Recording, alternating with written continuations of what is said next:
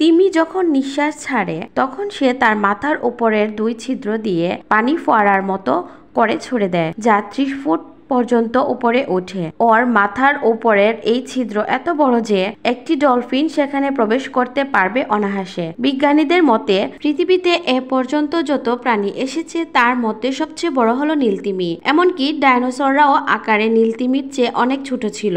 চলো আজ আমরা নীলতিমি সম্পর্কে কিছু তথ্য জেনে নেই। নাম্বার 1, নীলতিমি আকারে 200 টন পর্যন্ত হতে পারে, তবে এরা গড়ে 100 থেকে 150 টন হয়ে থাকে।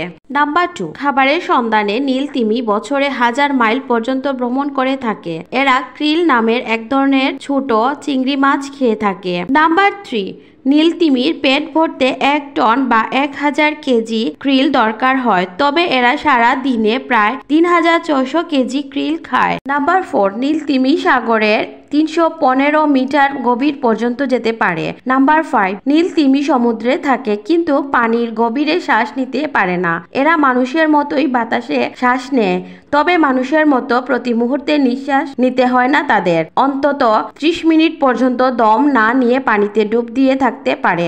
নাম্বার 6, তিমি যখন নিঃশ্বাস ছাড়ে তখন সে তার মাথার উপরের 2 ছিদ্র দিয়ে পানি ফোয়ারার মতো করে ছুড়ে দেয়, যা 30 ফুট পর্যন্ত উপরে ওঠে। ওর মাথার উপরের এই ছিদ্র এত বড় যে ডলফিন সেখানে প্রবেশ করতে পারে অনায়াসে। নাম্বার 7, জন্মের সময় নীলতিমির বাচ্চার ওজন হয় প্রায় 3 টন, লম্বায় হয় প্রায় 25 ফুট। জন্মের পর 6 মাস প্রতিদিন সে 500 লিটার দুধ পান করে।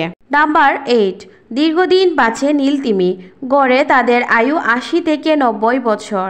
নাম্বার 9, নীলতিমির কোনো দাঁত নেই, তবে মুখের ভেতরের উপরের চোয়ালে বেলিন নামের পর্দার মতো ধরনের তন্তু রয়েছে। এরা ছোট চিংড়ি খায়, সেজন্য দাঁত প্রয়োজন হয় না। এদের এক চোয়ালে 790টির মতো বেলিন থাকে। নাম্বার 10, প্রাণী জগতের সবচেয়ে বড় জিহ্বার মালিক নীলতিমি। এদের জিহ্বার ওজন প্রায় 4 টন।